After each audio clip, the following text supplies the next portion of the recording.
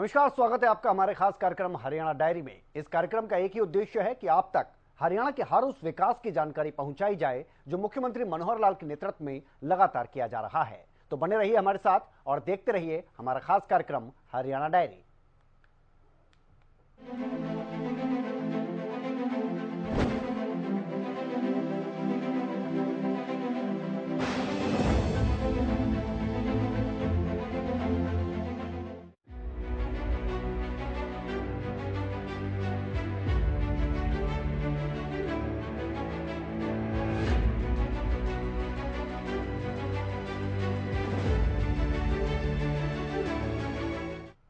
तो मुख्यमंत्री मनोहर लाल ने हरियाणा के सरकारी विश्वविद्यालयों के कुलपति व कुल सचिवों के साथ आयोजित बैठक को संबोधित किया। इस मौके पर सीएम ने कहा कि सीएसआर फंड खर्च करने के लिए शिक्षा एक बेहतर क्षेत्र है। कॉलेज के विद्यार्थियों की मैन पावर का कई प्रकार के होने वाले सर्वे में भी उपयोग किया जाना चाहिए। साथ ही नई शिक्षा नीति को लेकर भी मुख्यमंत्री मनोहर लाल ने बातचीत की।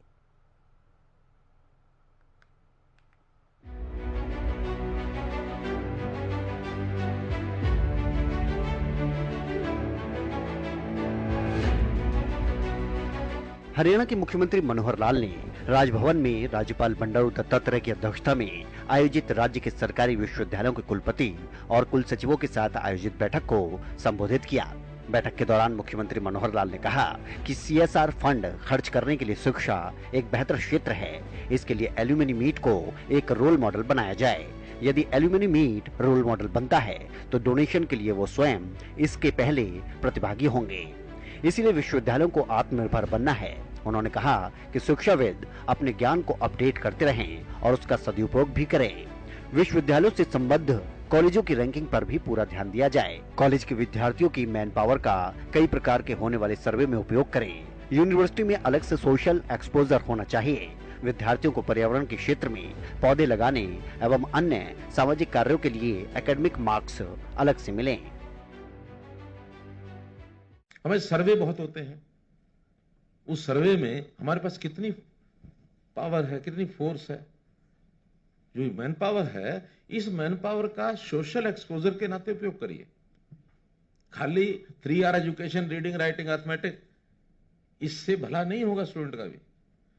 उसका सोशल एक्सपोजर होना चाहिए और उस सोशल एक्सपोजर में उसकी इच्छा बढ़े, इसलिए कुछ उसको एकेडमिक उसके अंदर भी कुछ दे दीजिए, उसको मार्क्स दे दीजिए कि 2% नंबर आपको इस बात के मिलेंगे, 5% इस बात के मिलेंगे। एक कौन सी फ्रांस की कहां की यूनिवर्सिटी है, वो अपने बच्चों को साल में पौधे कितने लगाए उसके 10% मार्क्स हैं एनवायरमेंट के लिए।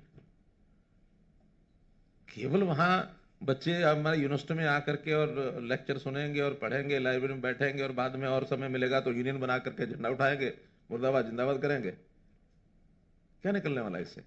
तो आप इस ओर बढ़िए। हो सकता है सब जगह सफलता ना मिले, कुछ जगह मिलेगी, लेकिन these are new areas where you should enter. Survey में जैसे आजकल हम परिवार पहचान पत्र का एक ऐसा सर्वे बन गया है कि इस सर्वे का रेगुलर हर साल हर महीने हम चाहेंगे कि हम 72 लाख परिवारों तक बार बार जाएं। कभी किसी सोशल प्रॉब्लम को लेके जाएंगे, कभी रोजगार को लेके जाएंगे, कभी इनकम को लेके जाएंगे, कभी उनके सजेशंस लेने के लिए जाएंगे, कभी उनकी सहायता के लिए जाएंगे, कभी वो किसी स्कीम की सहायता उन्होंने ले तो लिए लेकिन मिल रही है कि नहीं मिल रही है, उससे सेटिस्फाइड है कि नहीं है, देयर सेटिस्फेक्शन लेवल ये क्या है। समाज का एक हैप्पीनेस इंडेक्स अगर खड़ा करना है तो आपको हर व्यक्ति को टच करना होगा। हमारा बहुत बड़ा कार्यक्रम है और इसके लिए भी करोड़ों रुपया लगेगा, सरकार का लगेगा, तो आप खींचो उसमें से। आज की डेट में 20 रुपया प्रति परिवार केवल परिवार पहचान पत्र में कोई करानी है, कोई एडिटिंग करानी है, कोई चीज उसमें जुड़वानी है, 20 रुपया एक परिवार की एक एंट्री का दे देते हैं कंप्यूटर वाले को, करोड़ों रुपया जा रहा है उसमें। तो अपनी मैन पावर को इस नाते से एक्सपोजर भी होगा और यूनिवर्सिटी भी है वो अपने पैरों पर खड़ी होगी। इस ओर जरूर अपने को बढ़ना चाहिए। हमने अभी परिवार पहचान पत्र में ही एक नया आयाम शुरू किया है पिछले 2-3 महीने से। उसमें सारे सब सिटीजन को 2,87,00,000 हैं, 6 भागों में बांटा है एज ग्रुप के हिसाब से। 0 to 6 एज ग्रुप, इसको WCD डिपार्टमेंट संभालेगा, हर बच्चे को ट्रैक करेगा।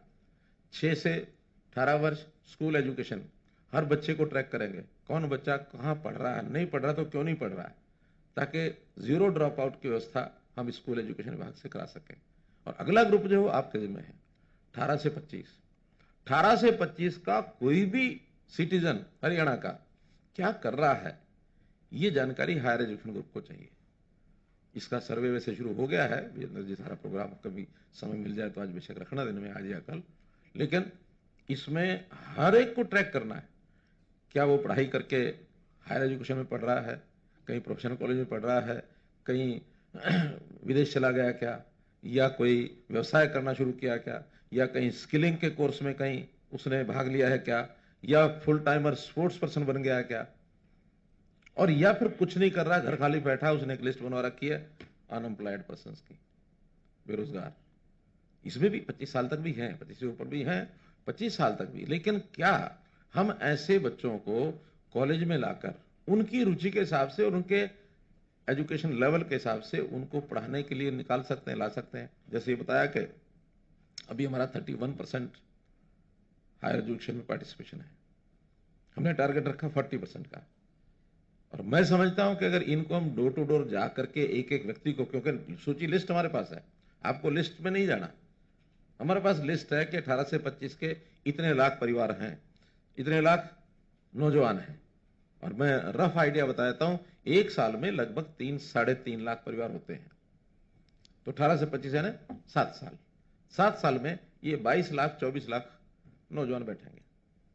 तो ये 22-24 लाख बच्चों को man to man, 1 by 1 track करके उनको ढूंढो, और जिसमें जो क्षेत्र काम कर रहा है, यानी जो यूनिवर्सिटी या कॉलेज जहां काम कर रहा है, उसी का एरिया उनको कमांड एरिया बना दो उसका, ये कमांड एरिया आपका है और ये लिस्ट पकड़ो।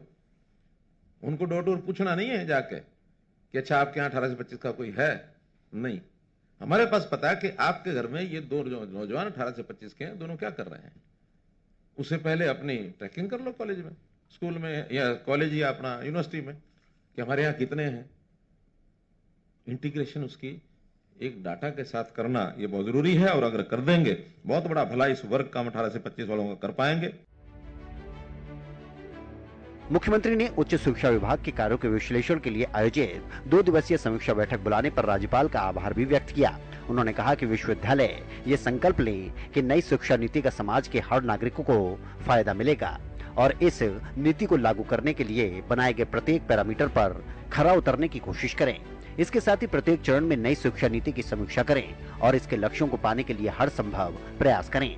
मुख्यमंत्री ने कहा कि नई शिक्षा नीति के लिए चेकलिस्ट रेडी रेकनर तैयार किया गया है। इस नीति में मल्टीपल स्किलिंग के लिए विश्वविद्यालयों में युवाओं को शिक्षित किया जाएगा। कई विश्वविद्यालयों में KG to PG integrated education के साथ साथ शोध कार्यों पर भी विशेष ध्यान दिया जाए, ताकि 2025 तक नई शिक्षा नीति को हरियाणा में पूरी तरह से लागू किया जा सके। मुख्यमंत्री ने कहा कि नई शिक्षा नीति में विश्वविद्यालयों को सेल्फ फाइनेंस सेंटर के रूप में कार्य करना होगा। उन्होंने कहा कि विश्वविद्यालय रोजगारोन्मुखी पाठ्यक्रमों का संचालन करें। इसके अलावा तकनीकी पाठ्यक्रमों को प्राथमिकता दें, ताकि छात्र शिक्षा ग्रहण करने के उपरांत उन्हें बेहतर रोजगार के अवसर उपलब्ध हो सकें।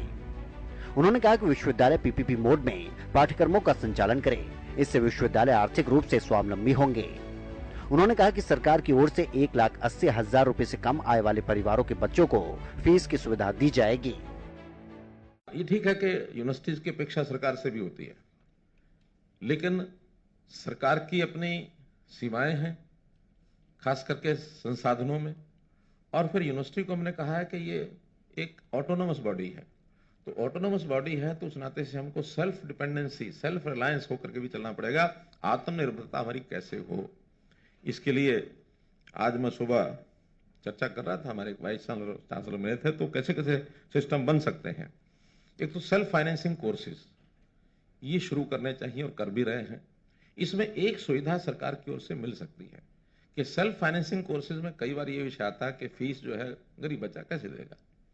अब हमने एक परिवार पहचान पत्र नाम का जो एक सिस्टम खड़ा किया है, हर परिवार की हमको जानकारी है, कम से कम हरियाणा के लोगों की, कि कौन किस लेवल का आर्थिक आधार पर कौन से विद्यार्थी किस परिवार से संबंध रखता है।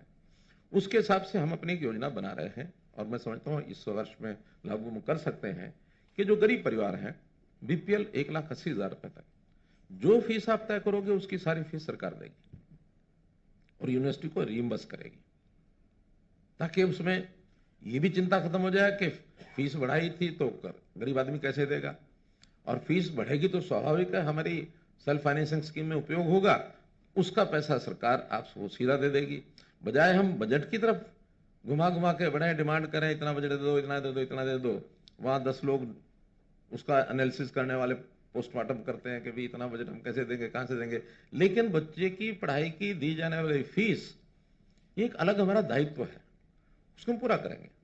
हो सकता है नेक्स्ट जो ग्रुप है 3 लाख से लेके, यानी 1,80 से लेके 3 लाख या 6 लाख या 5 लाख कोई और ग्रुप बनाएंगे, उसकी कुछ फीस दे देंगे, कुछ वो दे देंगे। एक लेवल ऐसा आएगा जिसमें से फीस भरने की कोई समस्या ही नहीं किसी को। कोई परिवार मानो 70-80 हजार रुपया महीने का या 1 लाख रुपये महीने का कमाता है, वो अगर 10-20 हजार रुपया अपने बच्चों की पढ़ाई पर हर महीने खर्च करेगा तो क्या दिक्कत क्या है?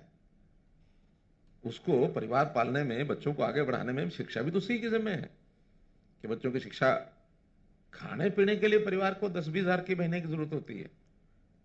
अगर कोई अनाप शनाप ना खाए तो रोटी के लिए इतना ही चाहिए, बाकी तो उसको शिक्षा है मुख्य रूप से। स्वास्थ्य के नाते भी बहुत सी स्कीमें गरीबों के हमने बना दी। स्वास्थ्य का खर्च आपको नहीं देना, आयुष्मान भारत के नाते 5 लाख रुपए हर परिवार की सरकार सहायता करेगी, उसकी चिंता खत्म कर दी। लेकिन जिसके पास ठीक ठाक साधन संपन्न है वो इलाज भी अपना अच्छी जगह पर कराता है, वो कराता है इसीलिए कि उसके पास पैसा है। पढ़ाने के लिए भी अच्छे संस्थान में वो व्यक्ति पढ़ाता, चूंकि आपके यहाँ फीस नहीं है वहां फीस है। और एक साइकी बता रहा हूं, समाज की साइकी ये होती है, जो पैसे में मिले वो अच्छी होती है, फ्री में मिले वो खराब होती है। इसलिए पैसे वाला जहां पैसा लगता है वहां बच्चों को पढ़ाता है। आपके कोर्स से 6 अगर शुरू हो जाएंगे तो वो देने वाला आ जाएगा। तो ये दुविधाएं जो हैं इनको हल करने के लिए स्कीमें, योजनाएं बनाएंगे। आपको तो इतना ही है कि अपने यहाँ इसको कैसे हम आत्मनिर्भर बने।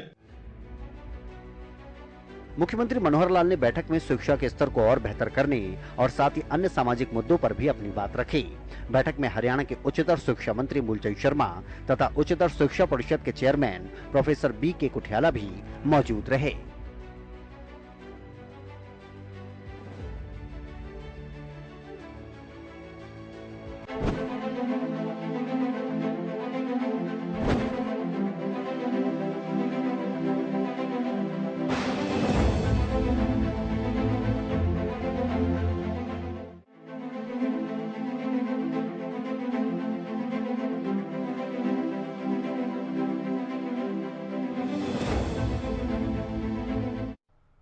और चरखी दादरी में 3 दिवसीय 39वीं राज्य स्तरीय पशुधन मेले में हजारों की संख्या में पशुपालक पहुंच रहे हैं। किसानों की आय दोगुना करने व पशुपालन को बढ़ावा देने के उद्देश्य से इस मेले का आयोजन किया जा रहा है। मेले का शुभारंभ कृषि मंत्री जेपी दलाल ने किया तो दूसरे दिन राज्यपाल बंडारू दत्तात्रेय भी इस मेले में शिरकत करने के लिए पहुंचे। समापन के मौके पर मुख्यमंत्री मनोहर लाल भी यहां पर पहुंचेंगे।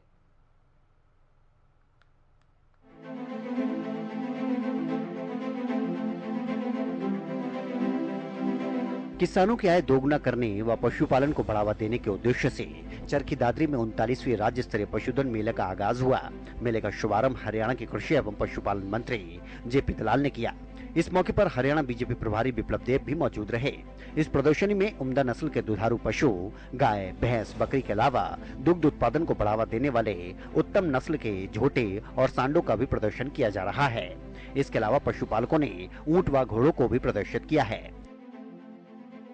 इस मौके पर हरियाणा के कृषि एवं पशुपालन मंत्री जेपी दलाल ने कहा कि 39वीं राज्य स्तरीय पशु प्रदर्शनी के माध्यम से पशुधन को बढ़ावा देने तथा किसान की आय बढ़ाने का उद्देश्य रखा गया है। इसमें प्रदेश भर से आए पशुपालक अपने उन्नत किस्म के पशुओं के साथ पहुंचे हैं। आने वाले समय में पशुधन को बढ़ावा देने के लिए बेहतरीन योजनाएं क्रियान्वित करवाई जाएंगी। उन्होंने कहा कि गौ सेवा की आड़ में गुंडागर्दी करने वाले गौरक्षकों पर कानूनी कार्रवाई करेंगे। एसवाईएल नहर को लेकर जेपी दलाल ने कहा कि एसवाईएल का पानी लाने के लिए हरियाणा सरकार ठोस पैरवी कर रही है। जल्द सुप्रीम कोर्ट के निर्देश पर हरियाणा को पानी मिलेगा। हरियाणा पशुधन में सर्वश्रेष्ठ है। हमारी जो मुर्गा नस्ल है दुनिया में इसको काला सोना के नाम से जाना जाता है। इससे बढ़िया नस्ल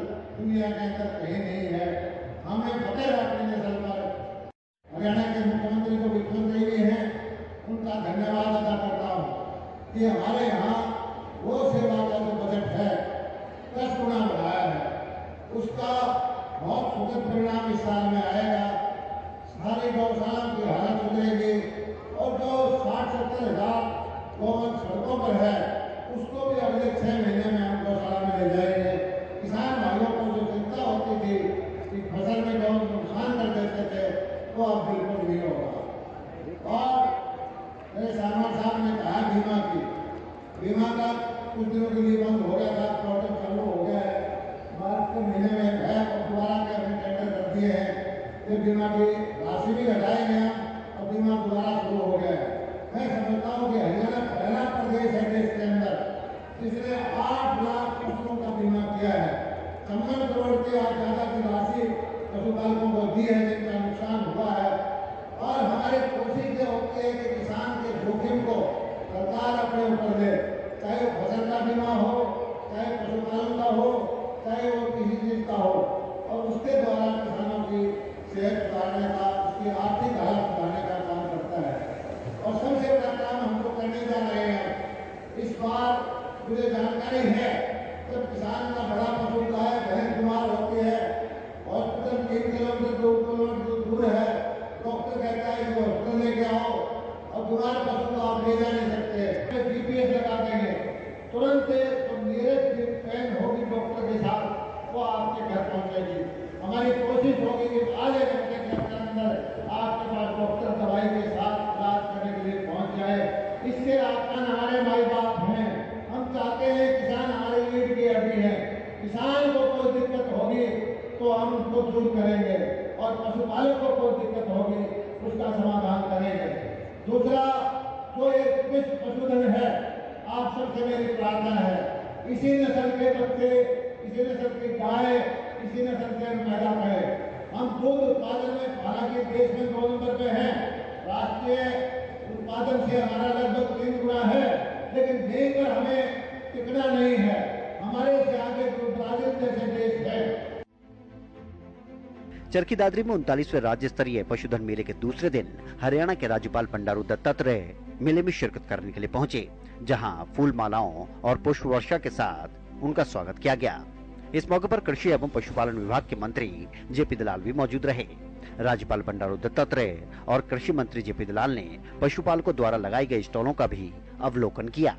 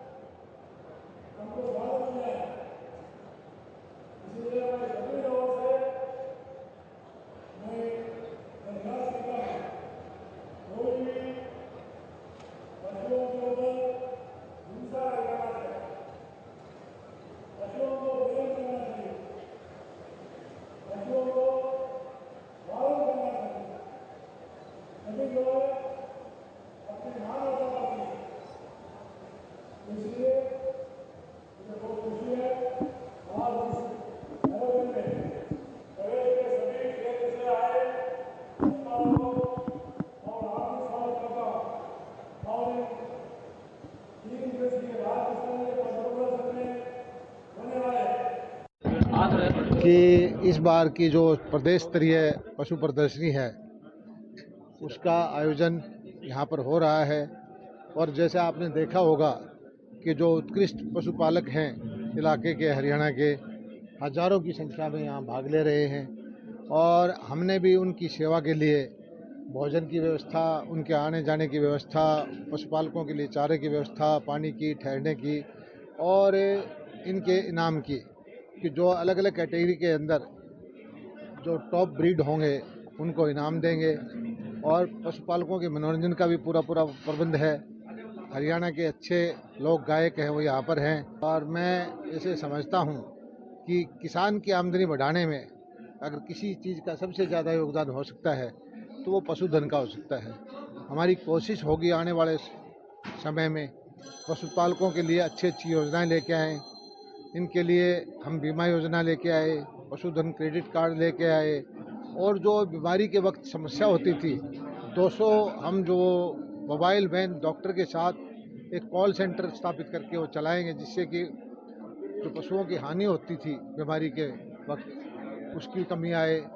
और तरह तरह की योजनाएं हम लेके आएंगे कि पशुपालक जो है तरक्की करें। और किसान के लिए हमने बड़ी डेयरी की स्कीम लेके भारत सरकार की है, भेड़ पालन की है, बकरी पालन की है और इसके माध्यम से ही जो है किसान आत्मनिर्भर होकर के अपने परिवार पाल सकता है।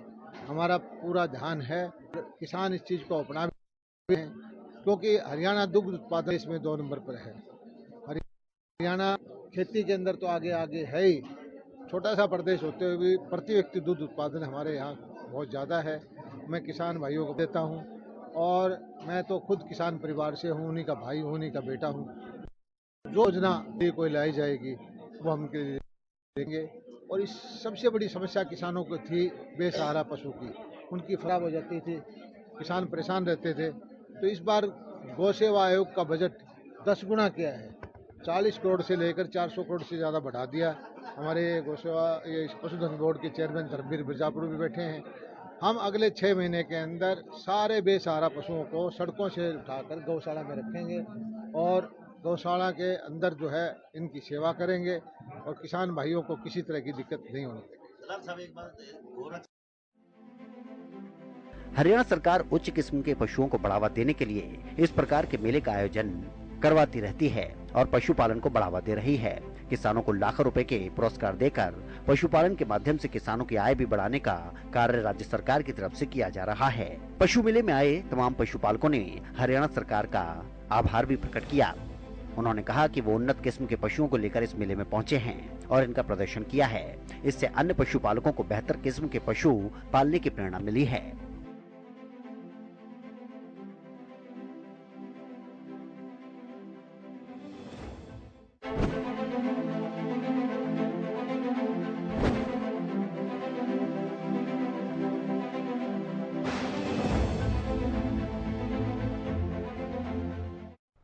तो मुख्यमंत्री मनोहर लाल के कुशल नेतृत्व में हरियाणा प्रदेश लगातार विकास की ओर अग्रसर है। ऐसे में हरियाणा का हर वर्ग सरकार के कार्यों से काफी संतुष्ट नजर आ रहा है, क्योंकि हरियाणा सरकार का एक ही मकसद है कि प्रदेश के अंतिम व्यक्ति का विकास किया जा सके। फिलहाल हमारे खास कार्यक्रम हरियाणा डायरी में आज के लिए इतना ही। कल फिर मिलेंगे। आप देखते रहिए हरियाणा न्यूज।